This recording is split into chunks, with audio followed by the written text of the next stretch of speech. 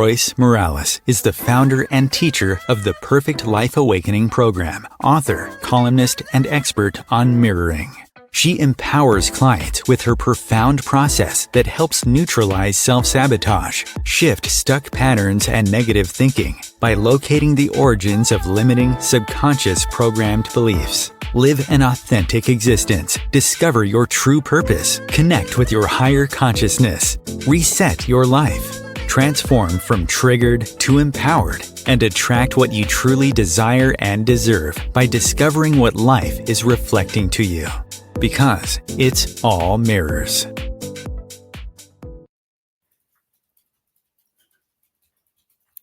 Hello, welcome to my show. It's all mirrors. And if you have been watching my show the last few weeks, you are inundated with mirroring concepts. And today is going to be probably, I think, one of the most important concepts to talk about, mirroring in relationships. You know, those people you're involved with.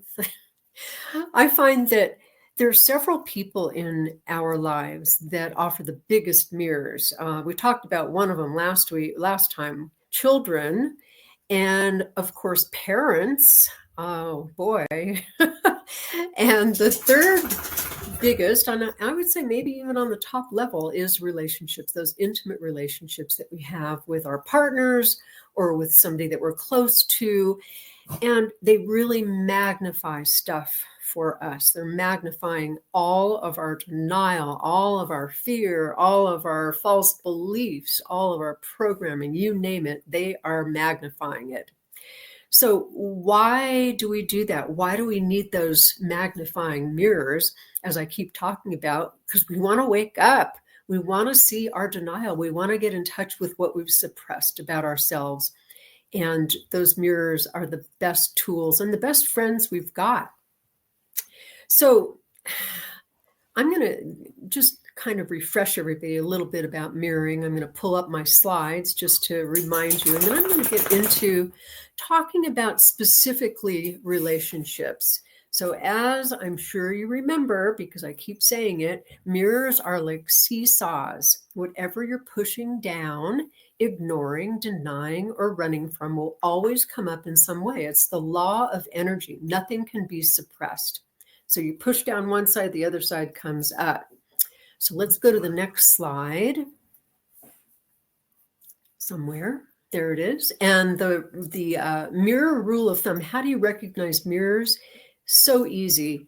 Whenever a button is pushed, whenever you feel triggered, you feel angry, you feel upset, you feel jealous, you feel like storming out of a room, fight, flight, that shows you that something is being mirrored to you. Something about yourself is showing up in that other person or in that situation that's trying to say, hey, there's a mirror here. And I find, and nobody ever likes this, the louder you protest, oh, this couldn't possibly be my mirror, the more denial of what's being shown. And I know in those relationships, they're the best because they are just in your face with mirrors. So that's the reminder about mirrors. And let's talk specifically on the next slide about mirrors in relationships. Close relationships, as I said, are oftentimes your best mirrors.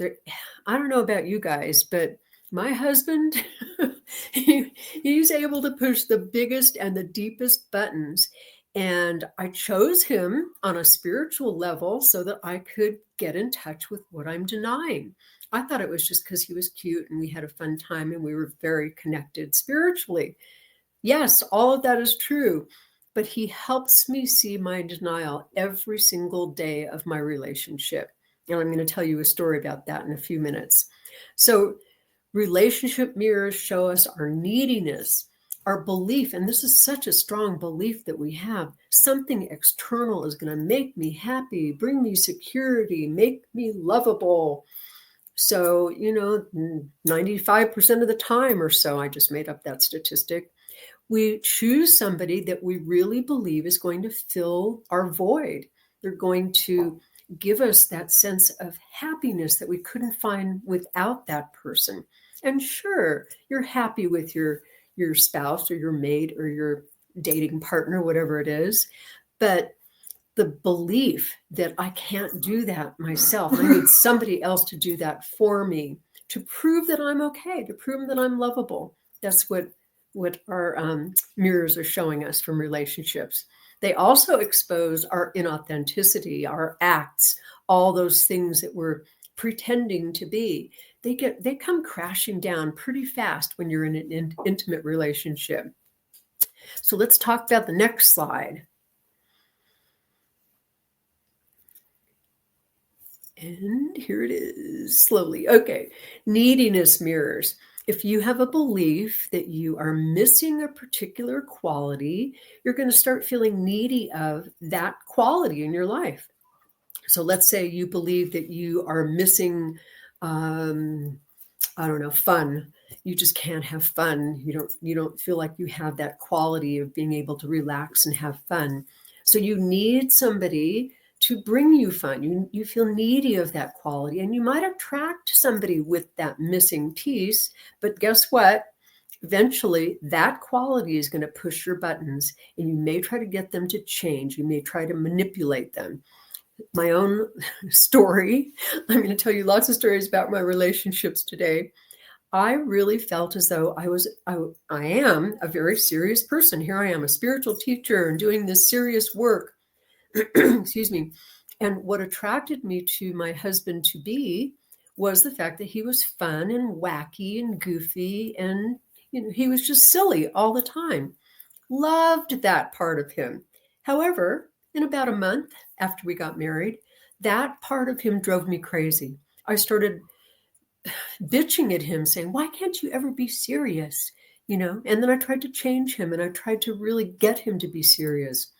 So what he was mirroring to me, and this is a little bit tricky, he was mirroring to me the part of me that believed that I really am a silly person, but I'm not okay with it, and I've suppressed it. I've knocked it out of the park in my life. So I can't be silly. I get somebody else to be silly. They drive me crazy because they're showing me a mirror of what I have suppressed about myself, because I judged that part of me. So I hope that makes sense. Let's talk about the next one. So this one is really important, and I'm going to get into some details about deservingness.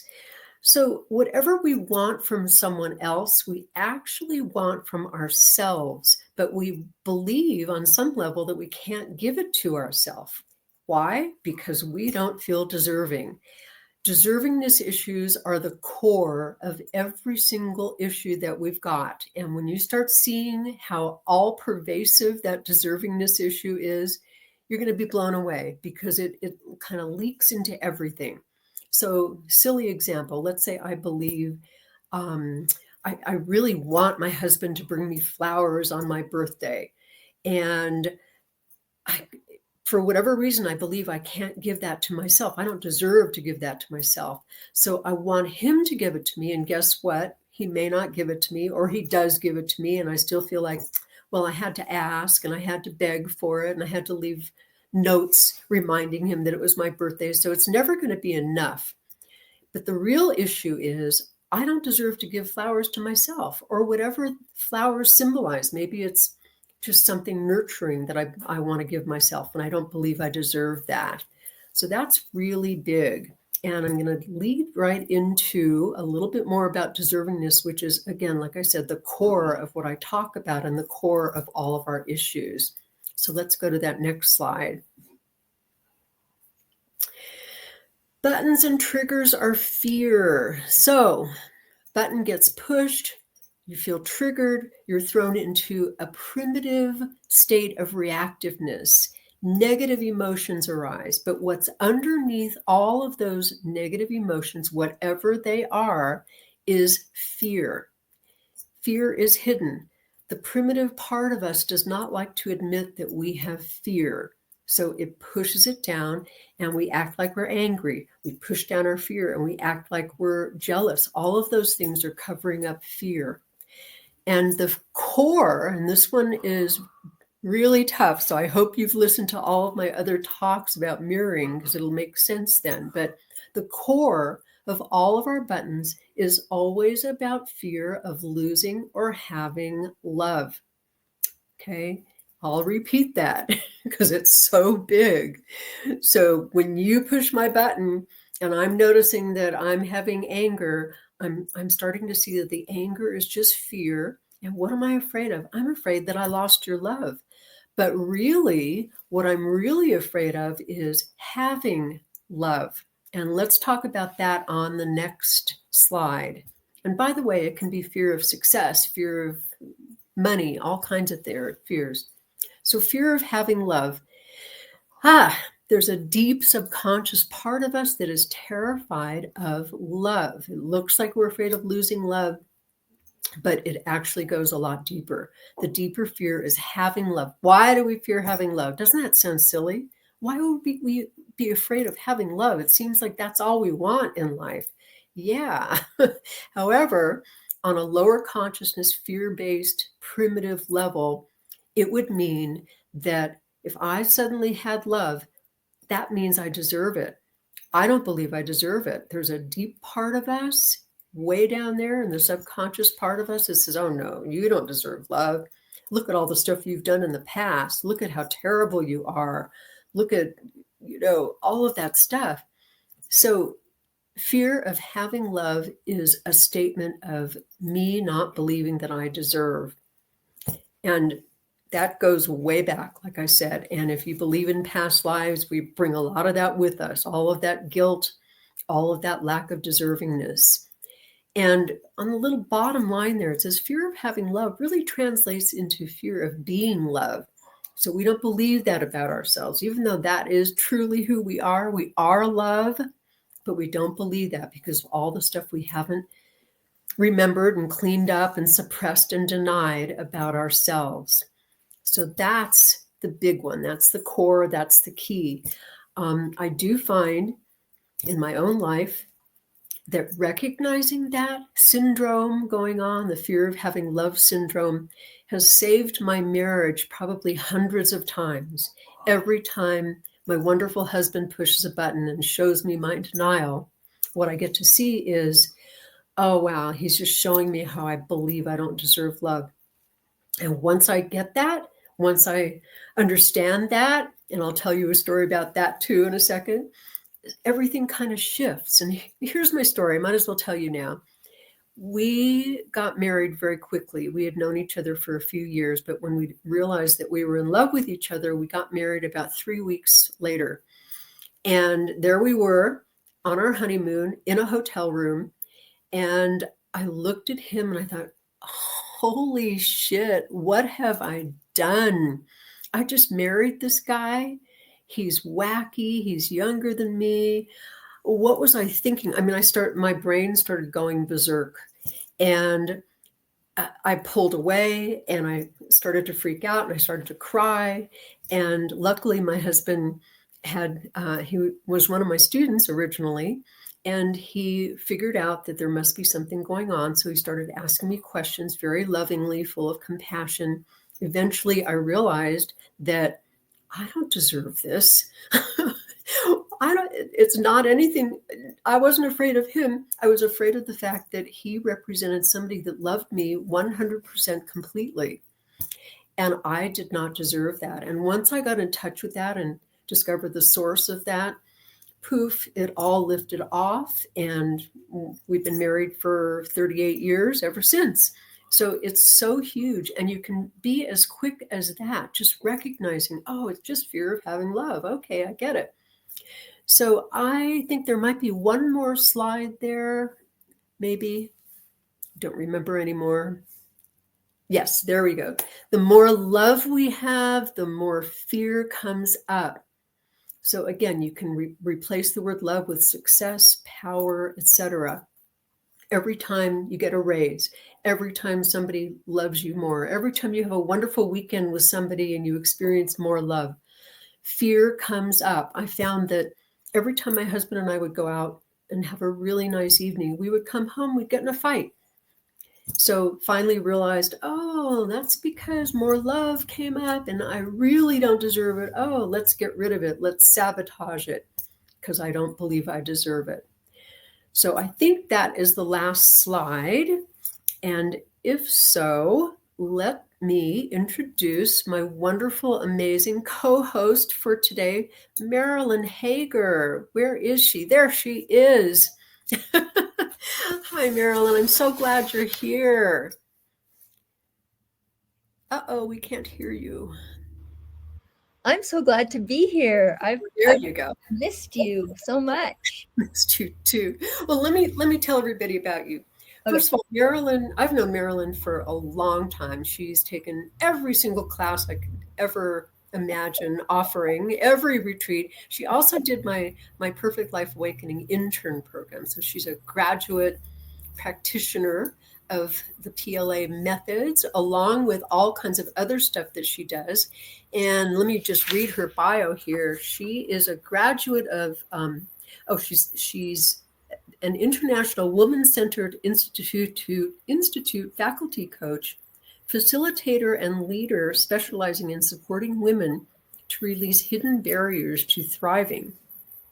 She helps them tap into their unique wisdom, talents, and deepest desires to live their most fruitful and soul-inspired life. She also helps heart-centered women magnetize soulmate love, as well as messaging that attracts clients and business partnerships for women-centered coaches and soul-driven ventures. Wow, that is awesome. It's a mouthful. It is. I'm like, ugh. So tell us how you got started. What drew you to be doing all of this amazing stuff, mostly for women, it seems? Yes. Yes. Well, I started doing this right after I sort of said, okay, I've done a lot with you, Royce. I need to ground this in a different way. I need to spread things out. I love the multidimensionality of really stepping into beliefs. And I met Claire Zammit, who is the founder of the Women-Centered Coaching Reality. And so I got all this sort of more tangible, marketing and different steps than what you did. So I just wanted to flourish and thrive around that as well. And I also really wanted to stay inside of the multidimensional because I think your work is very multidimensional, and that's what I love about it. It's sort of my innate wisdom comes from there. So I also got involved with the 13 Moon Priestess work. So I get to do all of that fun stuff using your techniques, using her techniques, and using the innate wisdom that I already have. Wow. Is that a good explanation? Yeah. And I think what you said to me at one point is you wanted to go more mainstream with it. Yes. Which is so valuable. It's so valuable. Yeah.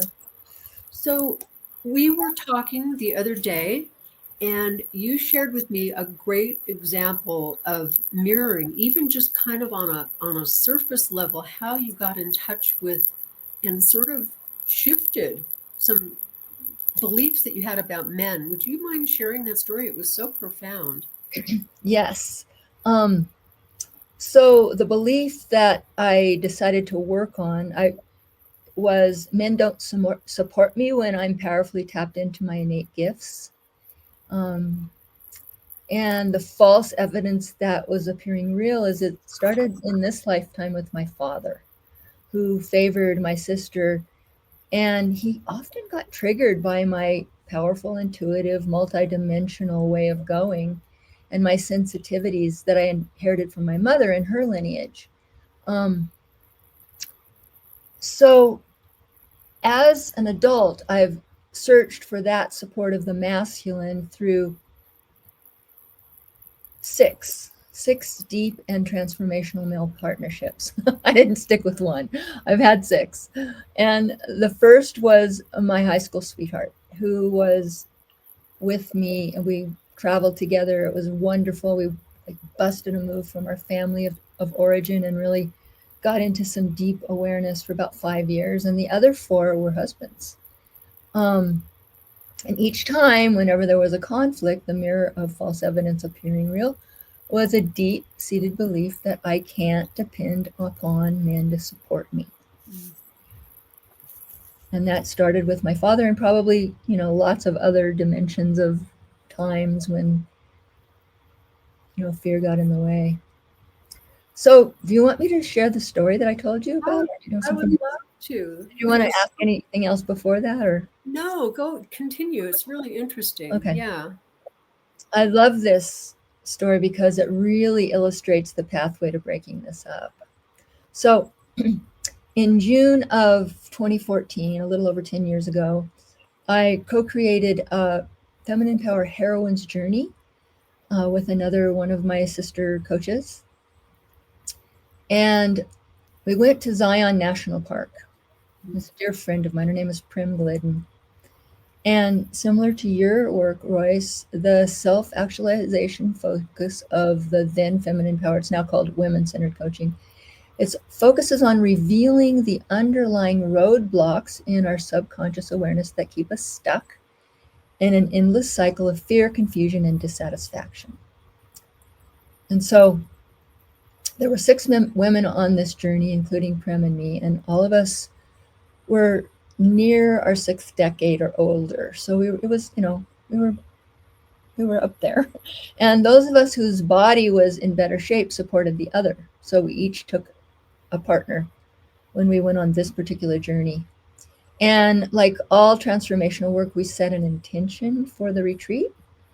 And my intention was to do whatever it took to break up the belief that men don't support me. And the breakthrough happened to me during the threshold activity near the end of the journey when we hiked up to Angel's Landing in Zion. Mm-hmm. So the challenge of Angel's Landing is you climb all the way up, and it's a steep 1,000-foot pinnacle. So you go from the bottom to the top, and it's 1,000 feet with a flat top, and then you return to the bottom.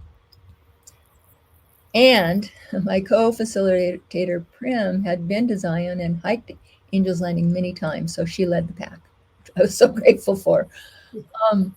We had 6 paired up for the hike, and I supported a dear friend of mine, Patricia, who was originally my coaching client and almost immediately became my dear, also very multidimensional sister. And she was 71 and had difficult knees and lung issues. So our journey was slower than others. And because of that, it was also very magical. So Zion is so multidimensionally powerful. There's a hike through an incredible canyon before Angel's Landing. That was so inspiring. And because we were walking slowly because of how slowly she needed to walk, we got into a real attunement with the environment, and there were faces and sometimes almost perceptual ancient voices whispering from the rock walls. You know how rocks can like have pictures in them? And that felt really supportive and beckoning us forward. So near the end of the first phase of the upward trek is a switchback because it is so steep. And it allows you more ease, and it brings you to a flattened area called Scout's Landing. Well, Patricia was ecstatic to have gotten there and decided that was far enough, and she needed to stay. And she guarded our packs from all these chipmunks that said, "Ooh, packs, I know there's stuff in there." So she was constantly shooing them away. So the rest of us went ahead on up, and it was the ascent up to Angel's Landing was very challenging for me. I had done endurance training, but fear was in my face as we traveled along the pathway against a wall, mainly of the pinnacle, with maybe a 12 to 16-inch walkway at nearly 1,000 feet up, that if you fell off, that would be it. You would just, and fortunately, and probably smartly, the Park Service had bolted a heavy chain to the side of the wall that I clung to. I was like, while making the ascent. And then when we all got up there, we were so ecstatic. And the view there was so amazing. There were other mountain walls close by to the sides of us, and that sort of felt nurturing, like the other mountains were nurturing us. But before us was a vast, vast, vast, expansive valley with a river. I think it's a pretty big river that looked like a little stream, like a little line. So that's how high up we were and how, far away it was. And it's a perfect name for the top of the mountain. It really does feel like you're with angels. It really does. It feels like you're, whoa, you're at the top of the mountain where you can reach out and commune with whatever you need to know. And when we were finally filled up by the experience, we started our descent. I was feeling so powerful and so empowered. And the first part of the descent was also challenging because it was going down a very slippery slope, smooth rock pathway that was really open. And fortunately, there were also chains to hold there, and we were all ecstatic. So not far from the top of Angel's Landing, the pathway opened up a little bit where you could rest. And when I reached the open area, I was feeling so empowered. I noticed a woman standing against the wall looking really afraid and forlorn. And my energy was like, coach, coach, coach, help, help, help her. And I said, oh, sweetheart, you're okay. And I was energetically reaching out to support her and took my attention away from myself just long enough to not notice a barely exposed rounded rock at the bottom of the slope. And as I stepped on it, my left foot slid across the sand and turned over completely. Popped really loudly, and I buckled to the ground. I was like, ooh, oh dear. And I thought, powers that be? See, it's not safe to extend myself and be a powerful support to myself. See, this is evidence. This is the evidence. I'm not supported. I can't extend. I can't be in my powerful feminine way. And the universe doesn't support me. And no sooner had I finished that thought, I noticed that there was a young man next to the forlorn woman who must have been her guide. And he reached into his backpack and he pulled out some tape and scissors. But he didn't really know what to do with them.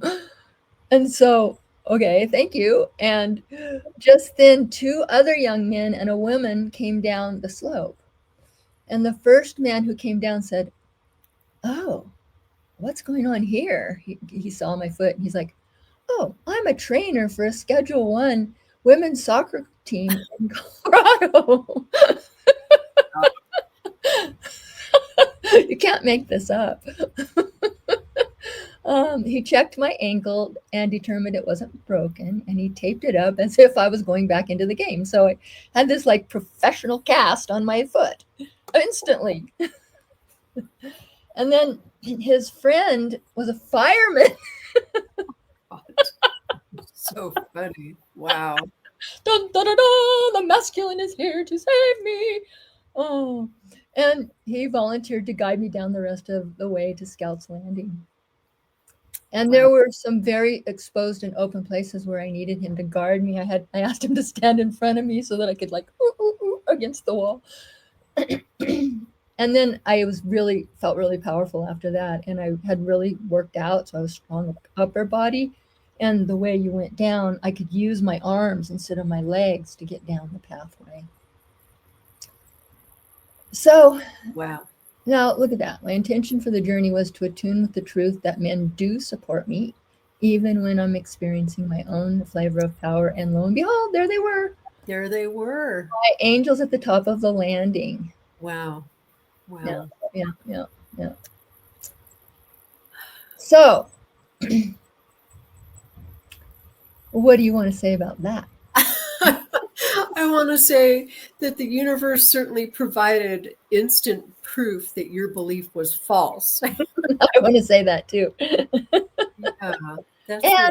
and I think the power of, leaving no stone unturned, really, to discover the truth is really what this work is all about. And that false evidence appearing real wasn't real, right? That's Yeah. So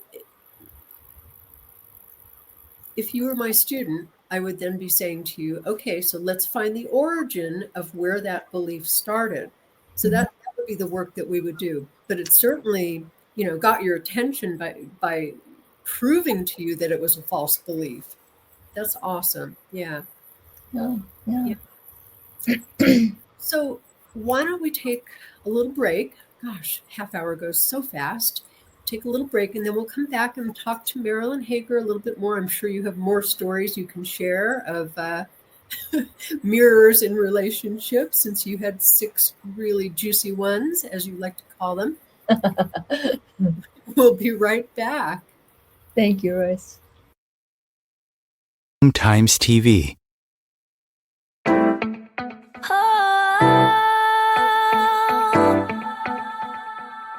Do you want to break free from old patterns and limiting beliefs that subconsciously sabotage your life? What are your triggers, and what really is beneath them? Are you seeking answers to life's big questions, intrigued by the possibility of self-discovery that goes deep? Looking for tools to help you break free from hidden sources of feeling stuck, confused, and unworthy? Perfect Life Awakening takes you on an epic inner adventure that shifts your perception of yourself, others, and life permanently. Identify and overcome the origins of subconscious triggers and limiting beliefs holding you back. That's how you transform your mindset from the roots. That's how you liberate your spirit, awaken your intuition, and discover your true purpose. Dive deep into the mysteries held within. Embark on a life-altering journey of self-discovery. Be a trailblazer within your own life. Go from triggered to empowered, because you deserve a perfect life awakening.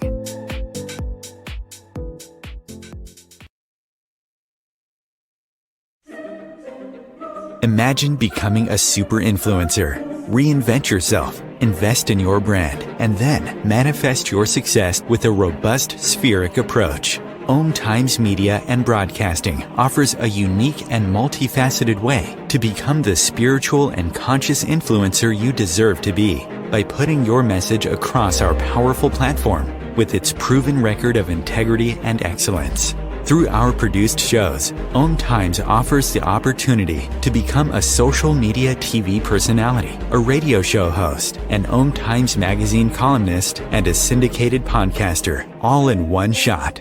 By live streaming your show on Om Times TV and broadcasting it across the extensive Om Times radio and TV networks, you become more than a host. You become an ambassador and a force for positive change. Om Times. Open yourself to the possibilities. If I could be you, and you could be me for just 1 hour. If we could find a way to get inside each other's minds. Walk a mile in my shoes. Walk a mile in my shoes. Well, before you abuse, criticize, and accuse, walk a mile in my shoes. Welcome back. I am talking with Marilyn Hager, amazing Marilyn Hager. Just told a story about how the universe said, here's a false belief. Take a look at it. Yeah. So, it's always interesting. The universe is such an interesting place. I always kind of ponder, what am I going to talk about on my show? And what questions am I going to ask? And oh my God. So I opened my email this morning and I get quotes of the day. And this quote is just so perfect. Love makes your soul crawl out from its hiding place. I just love that. That's by Zora Neale Hurston. She's an author. So it makes our soul crawl out from our hiding place. It really does.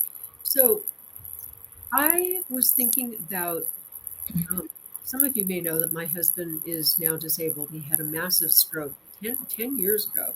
And I was thinking about gosh, what could that be a mirror of? And of course, I did some inner work pretty shortly after it happened because I knew that this must be something really big for me. And what I got in touch with, I actually wrote a whole book about it. But what I got in touch with was how our relationship stems back several lifetimes. This is not our first rodeo, and we've known that. We've worked on that together. But what came to me loud and clear was that every lifetime he had been the one that was taking care of me. We arrived here with that was his role, taking care of me. And in this life, that is not going to happen because he's disabled now. And it took me a while to stop resisting that change in the role, but I had to see that it was a gift that he was giving me to allow me to know that not only could I take care of him, but I could take care of us. I could take care of everything, including what I do. And it was so profound. It just shifted everything in my relationship with him. And I stopped resenting, oh, I have to take care of a disabled husband now. It was really phenomenal. So even things like that, wow, that's a big one, is showing a mirror of something. Have you had things like that happen to you, Marilyn? Well, a little bit, not as extreme as you, but my present husband is about 4 years older than I am. And he is a very strong man. And, I was really attracted to that. And he's very physical and very capable in the world. And about, I don't know, 3 years into our marriage or so, his left arm kept falling asleep at night. And then it kept falling asleep all day. And so we went to the doctor, and they found out he had spinal stenosis in his neck. And so they took like 4 or 5 of the vertebrae spinous processes, the back of your neck, out. They took them off of his head neck. Wow. So he isn't really handicapped, but he's in a lot of pain a lot of the time. And he's such a trooper. He still works really hard. We're working on our house. He's really working on our house to sell it so that we can live closer to our children in Colorado. And there's this sort of energetic where there's a little bit of pressure to try to get it done. And sometimes he like feels fearful. I'm sure that's what it is. And he like gets impatient with himself that he's not doing it right or whatever. And sometimes that triggers me. It's like, oh, there's that energy again. I don't want to be out around it. Stop doing that. And then, and then sometimes I'm able to say, I wonder what the fear is. And I just ask him to please turn inside and see what's going on. And we've processed together a little bit, not like you and Michael. But when I'm able to not get triggered because I get afraid, if he's acting that way, I know that there's, oh no, is he going to be okay? There's this like little edge of he wasn't okay a bunch of different times because other things happened to him because of all the drugs he was taking and ulcers and all these old man things. And we're not getting any younger, so things are going to still keep happening. So being the caretaker most of the time, he won't let me be because he's very proud and he's very manly, and he does need me to, which actually has given us sort of a sweetness to our relationship. When you care for someone else and they're in pain, there's a sweetness. Sometimes there's a frustration, but when the fear leaves, there's a sweetness and a tenderness about, I know you're in pain. What's going on? Can you tell me? Can you talk to me about it? Can you figure out why you're being triggered? I don't really coach him. He doesn't really like that, but just a few little kind words and a reminder to like look inside. What's going on here? I mean, that thing on the wall isn't really what it is, what's really going on. So I love it that he hasn't taken your classes and he's still open to growing and evolving. That's kind of why I fell in love with him, because I saw that pretty early on in our relationship. I don't know if that answers what you're saying, but that's my... Yeah. Well, it kind of leads me into another question, and this is something I've learned the hard way, shall we say, with my husband, excuse me, and that is, even though he's taken my classes and he knows all of this stuff, excuse me, if I notice that he is in a button or he's triggered in some way, and I try to say to him, so what's the mirror? No, don't say it that way. Even if I said it nicely and very teacherly and very sweetly, it's still no. Yeah. So what do you, I mean, I've learned that I just don't do that. And I trust him. He's able to do that himself. Yeah. And what I do is I look within on my end. Okay. So he's acting out on his button, and I immediately look at mine. What is he showing me about myself? What have I pushed down that he's being the other side of the seesaw about?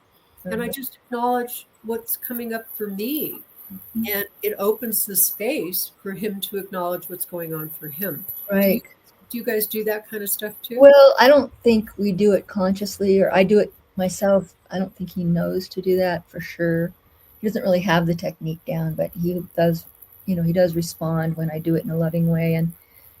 And I recognize, oh, he's struggling and we need to get the house done. And I can't do what he's doing. And I start to get afraid, like, oh, this isn't really going to manifest. So when I go back in and feel into my fear and recognize that, it's all happening in perfect timing, and, I don't want to have any pressure on him. And although it is my house that we're living in, and it's my investment, so I am very I don't want you to do it that way. And he doesn't like that. He's like the man, and he knows how to do it. And so that's like, meh. It's very, it's very gingerly that we have to navigate that. And, he's like learning to let go, because he's always been so independent about any project that he's done. So he's learning to partner with my needs and my sensibilities, and he won't like it at first, and then he will go do it, and he'll say, oh, that did turn out nicely, so he'll acknowledge it. But when I do it from fear, it doesn't go very well. Never does. No. Because his fear gets, triggered, and it's like, let's be partners. Let's work this through in partnership. Let's really think about what we're doing, and, what's the best way to do this in our budget. And, he's wonderful. I love him so much. So, such a great partner. Yeah. Mike, if you're listening, I love you. Both married to Mike. Too, I know. So what about what I was talking about earlier about the fear of love, fear of the belief we have that we don't deserve to be loved and that we don't deserve to be loved? Have you noticed any of that going on in this relationship or in any relationship that you could tell us in terms of an example of that? Well, I think the first time I felt that was with my father. I don't deserve to be loved. And he was such a mirror of that. And my mother even, you're the weird kid. I was the weird kid because I was so sensitive. So sensitive.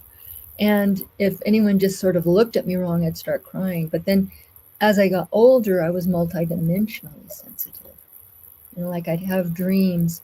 In fact, one dream that I had was I was going to a place in the mountains where there was snow with a bunch of other people. I dreamed that in my dream. And it turns out it was a few weeks later, my father said, we're going to the mountains with a group of people. Wow. And where we went was Lake Gregory, near you. Yeah. So I really started paying attention to my multidimensionality, and I started loving that I was that way. I couldn't help it. I was that way. And I feared my father and got away from him as soon as I could as I grew up. I could never do it right for him. My sister was more like him. I was soft and sensitive, and he was like, "Arr, arr, arr, arr, arr," construction worker, So the energies didn't really bond, except there was a tender side to him. When we would watch shows like Lassie or something like that, he would cry. Aw. I know. It was like, oh, there's a sensitive guy in there. And so he was like, that's not me. I'm the big strong guy, Yeah. So back to my question. So I talked last time about children and how we choose our children choose us. It's a mutual choice. So what have you gotten in touch with in terms of why you would have chosen your dad to show you that mirror?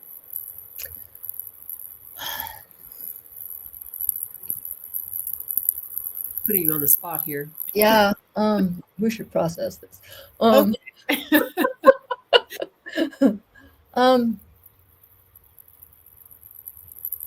There's a part of his way of being with me that was worried about me, worried about me being so soft and so sensitive. And there's a part of me that does that too. So there was a part of him that was also really sensitive.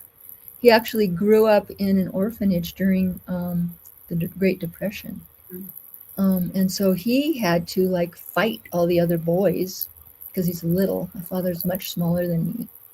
And so he showed me how resilient, you have to be when the circumstances, demand it. And I feel like that story of his and that way of being of his was really helpful to me. And also he's very funny. He was always telling jokes, and and I'm kind of silly, and so I kind of use that reflection of his to disarm the moment so that there's more of an authenticity. Yeah. If I get soft and silly, then this deep, sometimes heavy, powerful, painful, fearful work that we do, there's a little bit of a lightness that we can bring to it. Mm. And so I learned those skills from him. Yeah. I haven't, I really need to process the other parts of it that are beyond where this mind can go to see that. So did you, I always talk about how we attract whatever we need to learn in our relationships. Did you attract in those 6 main relationships in your life, did you attract some of that stuff so that you could look at it? Mm-hmm. I think in every single one.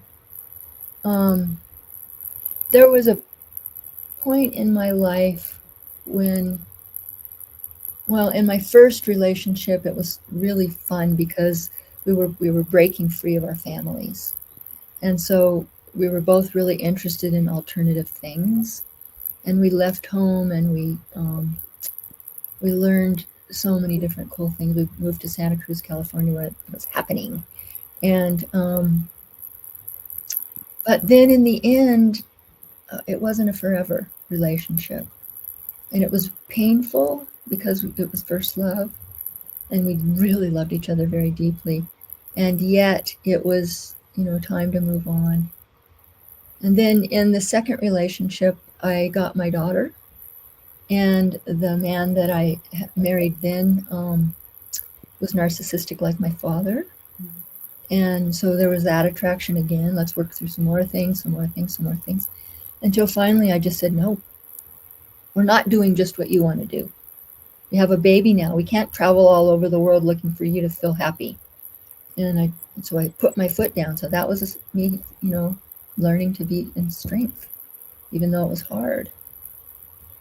And the third relationship wasn't very long, but that was the relationship I got this house from.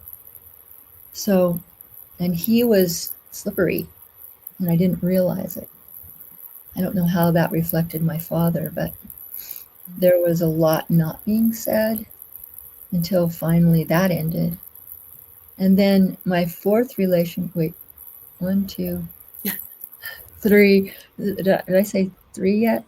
My next relationship was Andrew, and you know Andrew, and he's a big teddy bear, and he loved to process. I mean, we were processing partners. He took classes with me, and I think a lot of work got done with him. He wasn't like my father at all. Most of the men weren't like my father. I said, no, I don't want that. And I think what finally ended up happening is he loves to process, and he would come to me so excited, and he would say, Marilyn, I got this new insight. And he would say it, and I'm like, that's the same insight you've said 15 times already. How is that different? He said, well, it's different in this very minute way, you know? So yes and no. My father, they were all men. Most of them were softer than my father, though. Mm-hmm. My husband now is maybe closest to my father because he can be volatile when he gets afraid, and especially if he's in pain. But interestingly enough, we grew up 12 miles away from each other and didn't know it. He was on one side of a freeway and I was on the other, and never the twain would meet. So we have a very similar background on that level. We grew up, he's only 4 years older, so he's the most like my father, and I use these tools to support us to get through those places where my father would trigger me. Yeah. And sometimes I don't. Sometimes I yell at him and write back, and sometimes I'm like, what's going on? Think about this. Let's feel into this. Let's sense into this. Yeah. Because I'm kind of bossy. Especially with what's going on with the house, which is his real focus. Yeah. So I have to be really, have my opinion be what gets done, but in a way that has him feel empowered. So it's tricky. Yeah.